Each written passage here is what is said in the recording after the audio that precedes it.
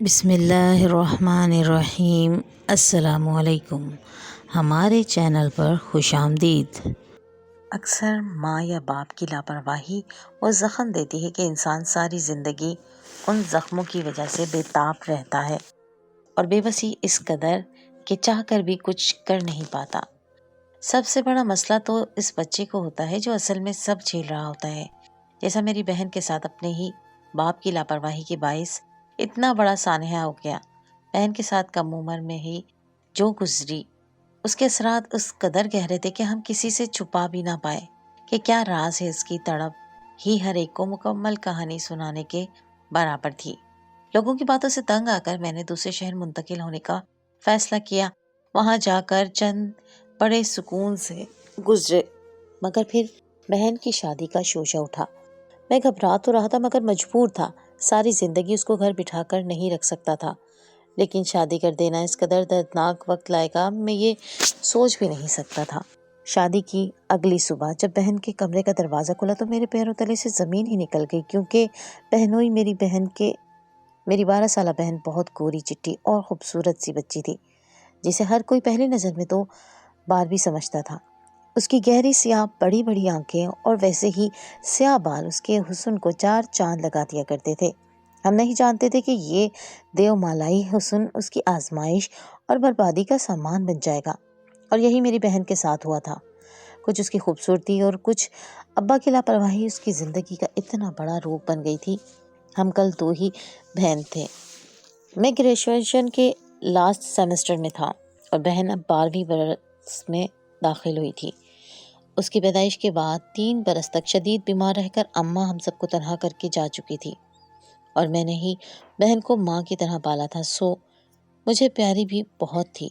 مگر 11 برس کی ہونے کے چند ماہ میں ہی وہ ہو گیا جس کا ہم سوچ بھی نہیں سکتے تھے۔ وہ جولائی کے حبس زدہ دن تھے۔ 6 بجتے ہی سورج پوری آب و تاب سے نکل کر سب کو بھگائے رکھتا۔ ہر ایک کی کوشش ہوتی تھی کہ 11 یا 12 تک سب سمیٹ لیا جائے، کوئی کام باقی نہ بچے، تاکہ گھروں میں درختوں کی چھاؤں میں سکون سے دن ڈھلنے تک آرام کیا جا سکے اور چلچلاتی دھوپ سے بچا جا سکے۔ سو دوپہر میں تو گلی میں کتا تک نہ بھونکتا تھا، مگر کالج جانے کے باعث میں اسی وقت تھکا ہارا کالج سے لوٹتا تھا۔ مگر اس دن گھر میں قدم رکھتے ہی مجھے کسی انہونی کا احساس ہوا۔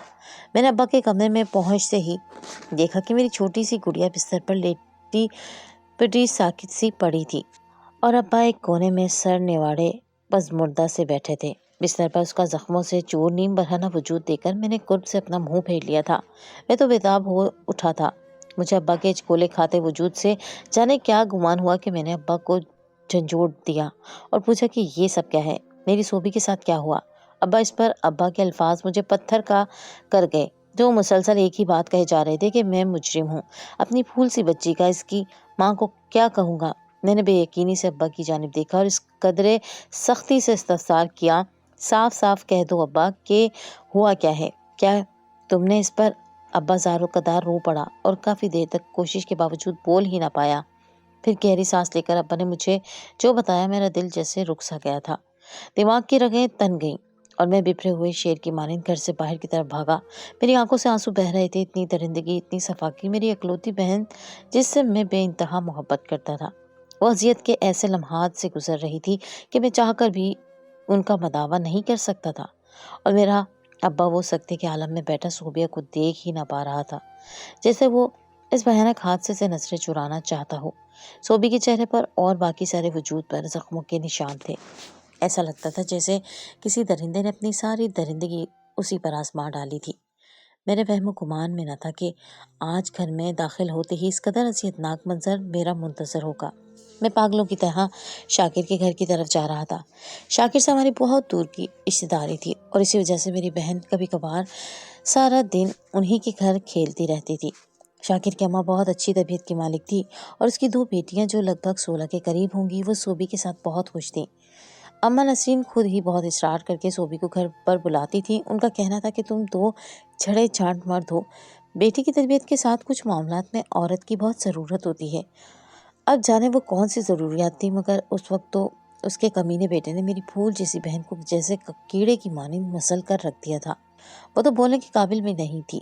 ابا کا کہنا تھا کہ صوبی دن کے 10 بجے ہی باجی عمیرہ اور سمیرہ کے پاس چلی گئی تھی۔ اب دوپہر کا وقت ہو چلا تھا اور میں بھی پہنچنے والا تھا، تو ابا اس کو لینے چلے گئے تاکہ مجھ سے پہلے وہ گھر پر موجود ہو۔ مجھے اس کا گھر سے باہر رہنا زیادہ پسند نہ تھا، سو ابا اس کو لینے گیا تو دروازہ پورے کا پورا کھلا پڑا تھا اور نیم کے پیڑ کے نیچے صوبی کا برہنہ وجود ایک چارپائی پر پڑا تھا۔ اس کی حالت دیکھ کر پتہ چل چکا تھا کہ اس معصوم کے ساتھ کیا بیت چکا ہے، تو ابا اس کے نڈھال سے وجود کو ایک چادر میں لپیٹ کر گھر لوٹ آئے، مگر میں یوں خاموش نہیں رہ سکتا تھا۔ مجھے شاکر کا گریبان پکڑ کر اسے جواب لینا تھا، بلکہ اس کو جان سے مار ڈالنا تھا، مگر وہ تو کہیں پر تھا ہی نہیں۔ میں جان گیا تھا کہ وہ درندہ اب شاید یہاں کبھی لوٹ کر نہیں آئے گا۔ شاکر ایک 20 سال کا جوان لڑکا تھا جو بظاہر اتنا گرا ہوا انسان نہ تھا۔ جب سوار 11 برس کی صوبیہ ان کے گھر کھیلنے گئی تو وہ گھر پر اکیلا تھا، مگر اس نے پھر بھی صوبیہ کو اندر بلا لیا۔ صوبیہ کو کیا خبر تھی کہ اس کے دل و دماغ میں کیا چل رہا ہے۔ وہ بنا سوچے سمجھے گھر کے اندر داخل ہو گئی اور تب اس گھٹیا انسان نے درندگی کی ہر حد پھیلا کر اس کے وجود کو تار تار کر دیا۔ ایسا سلوک کیا تو شاید کوئی جانور یا درندہ بھی کسی انسان کے ساتھ نہیں کر سکتا تھا۔ میری ننھی سی بہن کو برباد کیا، اور جب اس کو لگا کہ اب صوبیہ باقی نہیں بچے گی تو وہاں سے یقینی طور پر تب ہی فرار ہو گیا، اور کافی دیر بعد جب صوبیہ کو واپس آتا نہ پایا تو ابا خود ہی لینے پہنچ گیا تھا، مگر وہاں پہنچ کر صوبیہ کو اس قدر تباہ شدہ حال میں دیکھا تو ابا کئی لمحے تک اپنی جگہ سے قدم بھی نہ ہلا پایا تھا، پھر ہمت کر کے اسے اپنے باہوں میں سمیٹ کر گھر لوٹ آیا تھا۔ اس کے بعد وہ چارپائی پر بے ہوشی کے عالم میں پڑی تھی اور ابا کونے میں زمین پر بیٹھ کر اپنی سستی کو کوس رہے تھے۔ اپنے اوپر بیتے ظلم پر صوبی نے ہوش میں آتے ہی میری جانب گہرے رنج سے دیکھا اور پھوٹ پھوٹ کر رونے لگی۔ میں نے اسے سینے سے لگا لیا، کیونکہ اماں کے مرنے کے بعد میں ہی اس کا ماں، اس کا سائبان تھا، اور آج میں اس کی حفاظت نہیں کر سکا تھا۔ اس بات نے مجھے توڑ کر رکھ دیا تھا۔ میں جان گیا تھا کہ اب میری بہن کی آنے والی زندگی کیسی اذیت بھری گزرنے والی ہے۔ جیسے ہی اس کے حواس بحال ہونے لگے وہ دیوانی ہو گئی اور بری طرح چیخنے لگی۔ ایسا لگ رہا تھا جیسے اپنے ہوش میں ہی نہ ہو۔ میں نے اسے باہوں میں بھر کر تحفظ کا احساس دلانا چاہا، مگر اس کے باوجود وہ نیند میں بھی اپنے ہاتھ پاؤں پوری طرح چلاتے ہوئے چیخ رہی تھی۔ ایسا مت کرو، مجھے جانے دو، مجھے اماں کے پاس جانا ہے۔ ساری رات وہ اسی طرح چیختی چلاتی رہی تھی اور میں اس کے ساتھ خود بھی رات بھر روتا رہا تھا۔ ماں کی خیر موجودگی میں ماں کا فرض نبھانا کس قدر مشکل تھا، اس بات کا احساس مجھے اچھی طرح ہو گیا تھا۔ ابا اور میں ہر ممکن کوشش کر رہے تھے کہ جو ہو گیا اس کو تو بدلنا ناممکن ہے، مگر کم سے کم اس دردناک سچائی کا کسی کو علم نہ ہو سکے۔ میں جہاں تک اپنی بہن کی عزت کا بھرم رکھ سکتا تھا رکھتا چلا گیا، لیکن گلی محلے کی عورتوں کو ایسی کھوج لگی تھی کہ ایک دن ہمدردی کے نام پر انہوں نے گھر آ کر صوبی کی حالت سے تقریباً سارا سچ جان ہی لیا، اور سب جاننے کے بعد انہیں صوبی سے ہمدردی تو نہ ہوئی، لیکن سب کو میری بہن کی اس بربادی کا علم ضرور ہو گیا، اور ہر کسی نے میرا جینا مشکل کر دیا۔ ہم جتنا صوبی کو اس صدمے سے نکالنے کی کوشش کر رہے تھے، گلی محلے کی سب عورتیں ہمدردی کے نام پر اتنا ہی اس کے زخموں کو کریدنے لگی تھی، اور ایک ہی ماہ میں مجھے ایک فیصلہ لینا پڑا۔ میں ابا اور بہن کو لے کر دوسرے شہر میں چلا آیا۔ یہاں پر دن اور رات کی انتھک محنت اور کوشش کے نتیجے میں صوبی سال بھر میں بھلی چنگی ہو گئی تھی۔ باہر بھی کوئی اس کو نہ جانتا تھا، سو اسکول میں جانے لگی۔ اسکول سے لینے اور چھوڑنے کی ذمہ داری ابا کی تھی، اور میں مطمئن ہو کر یونیورسٹی جانے لگا تھا۔ 3 سال مزید گزرے تو میں تعلیم مکمل کر کے نوکری کی تلاش میں تھا، لیکن انہی دنوں ابا کا اچانک انتقال ہو گیا، اور اس صدمے نے ہم دونوں بہن بھائیوں کو ایک دفعہ پھر توڑ کر رکھ دیا، کیونکہ اماں کے بعد ابا ہی ہمارا سہارا تھے، جو اب اس دنیا سے جا چکے تھے۔ ان کی موت کے بعد ہم دونوں ہی بالکل تنہا رہ گئے تھے۔ مجھے نوکری کے انٹرویو کے سلسلے میں تقریباً ہر روز ہی گھر سے نکلنا پڑتا تھا۔ ایسے میں صوبی سارا دن اکیلی گھر پر ہوتی اور مجھے اس کی فکر ستاتی رہتی تھی۔ جب میری نوکری لگ گئی تو میں دن میں کئی دفعہ اسے فون کرتا، اس کی خیریت پوچھتا۔ ابھی تک اس کا علاج جاری تھا، لیکن اس کی حالت میں کافی سدھار آ چکا تھا۔ صوبیہ بھی 15 سال کی ہو گئی، لیکن میری پریشانی اور فکر میں مزید اضافہ ہو گیا، کیونکہ جیسے جیسے میری بہن جوان ہو رہی تھی وہ پہلے سے بھی زیادہ خوبصورت اور حسین ہوتی جا رہی تھی۔ خدا نے اسے ایسا روپ بخشا تھا کہ چاند بھی شرما جائے۔ مجھے ڈر تھا کہ کہیں اس کے ساتھ دوبارہ کچھ برا نہ ہو جائے جسے میں اور وہ برداشت نہ کر سکیں۔ میری ہر پل کی فکر اور پریشانی کے باعث میری صحت بھی خراب رہنے لگی تھی۔ تبھی ایک پرانے دوست سے ملاقات ہوئی جو اعلیٰ تعلیم کے حصول کے خاطر بیرون ملک جا چکا تھا۔ اب 5 سال بعد لوٹا تھا۔ میں نے اس کے اصرار پر اپنے مسائل اور مشکلات کا ذکر کیا کہ وہ میری اکلوتی بہن کے لیے کوئی رشتہ دکھا دے۔ میں جلد سے جلد اپنی بہن کو رخصت کرنا چاہتا تھا۔ میرا دوست صوبیہ کو جانتا تھا۔ وہ کہنے لگا، یار تیری بہن تو اتنی خوبصورت اور پیاری ہے، اسے کوئی بھی لڑکا مل جائے گا، پھر تجھے اتنی فکر کس بات کی ہے؟ میں نے اپنے دوست کو یہ کہہ کر مطمئن کر دیا کہ یار میری بہن سارا دن گھر میں اکیلی رہتی ہے اور دنیا کی نظریں اچھی نہیں ہیں۔ یہ سن کر وہ بھی میری بات پر سر ہلانے لگا کہ ہاں یہ بات تو ٹھیک ہے کہ اکیلے لڑکی کا گھر پر رہنا کچھ مناسب نہیں۔ اگلے ہی روز میرا دوست اپنے والدین کے ہمراہ اپنا رشتہ لے کر ہمارے گھر چل آیا۔ اس کی ماں بہن تو صوبیہ کو دیکھ کر اس کی خوبصورتی پر فدا ہو گئی اور چٹمنگنی پٹ بیاہ پر بھی راضی ہو گئی۔ ہماری زمین بھی تھی اور وہ پہلے والا گھر بھی، جسے میں 2 ماہ پہلے اسی سوچ سے فروخت کر دیا تھا کہ صوبی کی شادی کے لیے تیار رہنا چاہیے۔ ہم بہن بھائی کو بھی کبھی پیسے کی کوئی تنگی نہیں ہوئی تھی، اس لیے مجھے بھی اپنی بہن کی جلدی شادی کرنے پر کوئی اعتراض نہیں تھا۔ دیکھتے ہی دیکھتے میں نے صوبی کی شادی کی ساری تیاریاں مکمل کر لی۔ جیسے جیسے شادی کے دن قریب آ رہے تھے، میری بہن کی پریشانی اور بے چینی میں اضافہ ہوتا جا رہا تھا۔ اس کی زندگی میں میرے سوا اور کوئی نہیں تھا۔ اسے جب میں نے دیکھا کہ وہ بہت زیادہ پریشان ہے تو میں ایک شام اس کے کمرے میں گیا اور اس سے کہا کہ تم مجھے اماں کی جگہ رکھ لو اور مجھے بتاؤ تمہارے ساتھ کیا مسئلہ ہے۔ میری بات سنتے ہی وہ زاروں قطار روتے ہوئے میرے گلے لگ گئی اور کہنے لگی، بھائی ماضی کے وہ تلخ لمحات میرا پیچھا نہیں چھوڑتے۔ میں کیسے کسی مرد کی زندگی میں شامل ہو سکتی ہوں؟ میرے لیے اس رشتے کو نبھانا بہت مشکل ہوگا، کیونکہ ہر وہ لمحہ میری آنکھوں کے سامنے گھومتا رہتا ہے جب مجھے بے دردی سے روندا گیا تھا۔ اس کی بات سن کر میری آنکھوں میں آنسو آ گئے اور میں نے اسے تسلی دی کہ وہ فکر نہ کرے، علی ایک اچھا لڑکا ہے، وہ اسے زندگی بھر خوش رکھے گا اور اسے کبھی کوئی تکلیف نہیں ہوگی۔ میں نے بہن کو پیار سے سمجھایا کہ اب اسے ہمت کر کے خود ہی ماضی سے باہر نکلنا ہوگا، کیونکہ کافی سالوں سے اس کا علاج چل رہا تھا اور اب اسے ہمت کرنے کی ضرورت تھی۔ دن پلک جھپکتے ہی گزر گئے اور وہ دن چلا آیا جب میری بہن پہلی دفعہ میرے سامنے خوبصورت سرخ چوڑے میں دلہن بنی کھڑی تھی۔ اسے دیکھ کر مجھے اپنی ماں کی یاد آ رہی تھی۔ اگر آج میری ماں ہوتی تو بہت خوش ہوتی۔ کچھ جاننے والوں کی موجودگی میں نے صوبی کا نکاح علی کے ساتھ پڑھوا دیا اور وہ میری دہلیز سے رخصت ہو کر چلی گئی۔ میں ساری رات اکیلے گھر میں آنسو بہاتا اپنی بہن کی خوشیوں کے لیے دعائیں مانگتا رہا تھا، لیکن مجھے کیا معلوم تھا کہ ابھی میری دعاؤں کی قبولیت کا وقت نہیں آیا۔ میں نے ساری رات آنکھوں ہی آنکھوں میں گزار دی تھی اور فجر کی اذانوں کے بعد جیسے ہی میں نماز کی ادائیگی سے فارغ ہوا تو بری طرح میرا فون بجنے لگا۔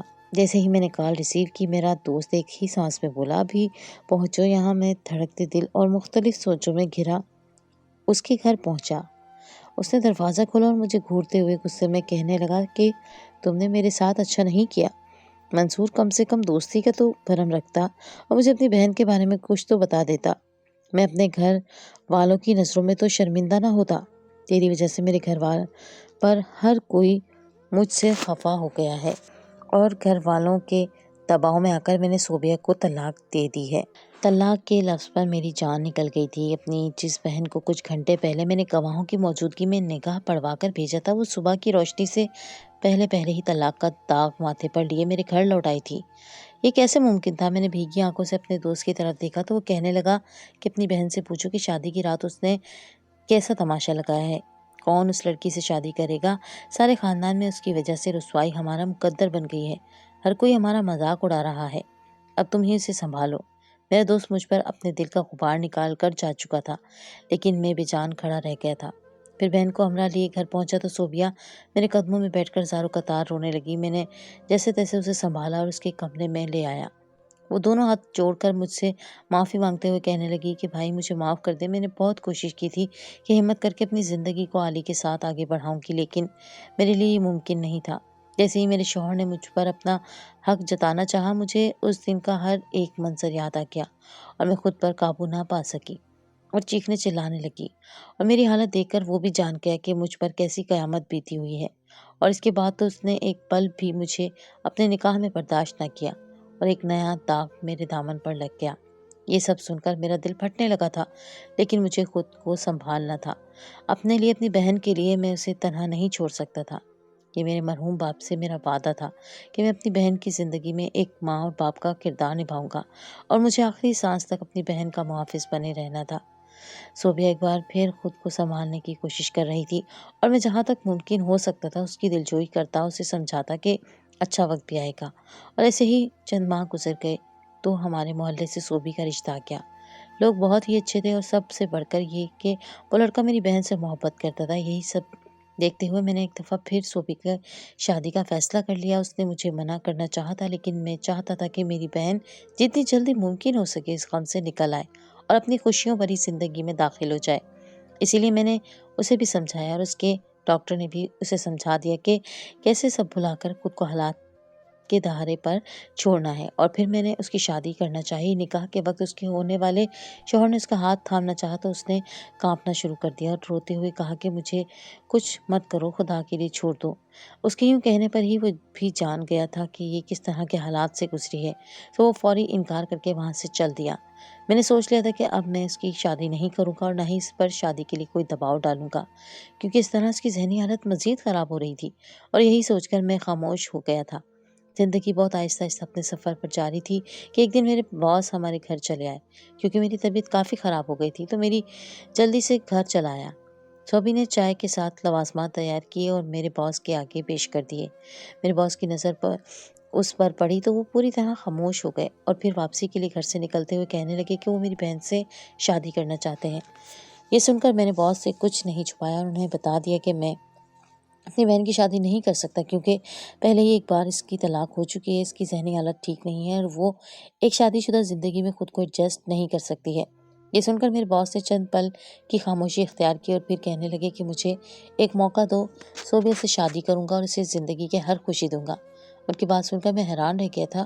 میں سوچ بھی نہیں سکتا تھا کہ ایک کروڑ پتی شخص یہ جانتے ہوئے بھی میری بہن 2 دفعہ ٹھکرائی جا چکی ہے، میری بہن سے شادی کرنے کے لیے تیار ہو جائے گا۔ میں نے اپنے باس سے سوچنے کے لیے وقت مانگا، اور ان کے جانے کے بعد جب صوبی کے سامنے اس بات کا ذکر کیا تو وہ گھبراہٹ کا شکار ہو گئی۔ پھر کہنے لگی کہ بھائی، میں خود کو تیار نہیں کر سکتی، دوبارہ بدنامی ہوگی، محلے والے پہلے ہی ہم پر تھو تھو کرنے لگے ہیں، اور آپ کی نوکری کو بھی خطرہ ہو سکتا ہے۔ صوبیہ کا انکار سننے کے بعد میں نے اگلے دن باس کو سب بتا دیا، لیکن وہ تو اصرار کرنے لگے کہ وہ صوبیہ کو خوش رکھیں گے اور اس کا علاج بھی خود کروائیں گے۔ ان کا اتنا اصرار دیکھ کر میں نے ایک دفعہ پھر بہن سے بات کی اور کہا کہ زندگی میں آگے بڑھنے کے لیے بہت کم مواقع ملتے ہیں، اور میرے باس حیدر صاحب تمہارا سچ جاننے کے بعد بھی جب تم سے شادی کرنے کے لیے تیار ہیں تو ان کا انکار کی گنجائش نہیں بنتی۔ میرے سمجھانے پر وہ مان گئی، اور تیسری دفعہ میں نے اسے اپنے ہاتھوں سے دلہن بنایا، لیکن اس دفعہ میں نے اپنے باس کے آگے ایک چھوٹی سی شرط رکھ دی تھی کہ وہ صوبی سے شادی کسی اور شہر میں جا کر کریں گے۔ میں نہیں چاہتا تھا کہ میرے باس کے گھر کوئی تماشا کھڑا ہو یا محلے میں کسی کو اس کی شادی کی خبر ملے۔ میں اپنی بہن کو سنبھالنا چاہتا تھا، اور اسی لیے میں نے یہ شرط رکھی تھی تاکہ اس کی یہ تیسری شادی کی پہلی رات ہی ناکام نہ ہو جائے۔ یوں ہم نے مری کے ایک فلیٹ میں جا کر شادی کی۔ میری بہن تیسری دفعہ بھی دلہن بن کر بہت زیادہ خوبصورت لگ رہی تھی۔ پہلا تجربہ اس قدر برا ثابت ہوا کہ میں بری طرح ڈرا ہوا تھا۔ جیسے جیسے لمحے گزر رہے تھے میں بے چین ہوتا چلا جا رہا تھا کہ کہیں صوبی کو دوبارہ سے دورہ نہ پڑ جائے اور وہ چیخنا چلانا نہ شروع کر دے۔ لیکن جیسے جیسے وقت گزر رہا تھا اور رات بیتنے لگی، مجھے تسلی ہوتی چلی گئی۔ میرے باس نے اس کو سنبھال لیا تھا۔ صبح کو میرے باس کمرے سے نکلے اور کہنے لگے کہ میں ناشتے کے لیے کچھ لے کر آتا ہوں۔ وہ گھر سے مارکیٹ کی طرف نکل گئے، اور میں نے سوچا کہ میں ناشتے سے پہلے ایک دفعہ اپنی بہن کو دیکھ لوں، اور یہی سوچ کر میں نے اس کے کمرے کا دروازہ کھولا تو میری جان نکل گئی۔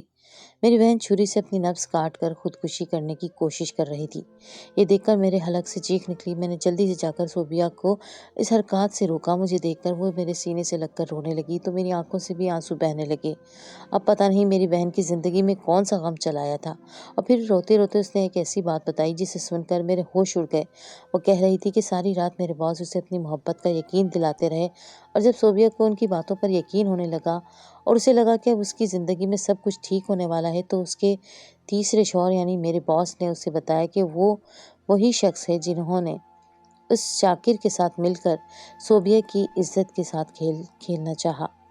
وہ اپنے چچا زاد کزن کے بہکاوے میں آ گئے تھے اور بھری دوپہر کو جب کوئی نہیں تھا اور اتنی خوبصورت بچی انہیں گھر میں ملی تو وہ اپنے جذبات پر قابو نہ پا سکے، لیکن عین وقت پر انہیں ہوش آیا تو وہ سر پر دوڑے اور خود کو اس گھناؤنے کام سے بچا لیا، مگر اپنے کزن سے سوبی کو نہ بچانے کا انہیں اب تک ملال تھا اور وہ تلاش بھی کرتے رہے تاکہ کچھ دعویٰ کر سکیں، مگر ہم شہر سے جا چکے تھے۔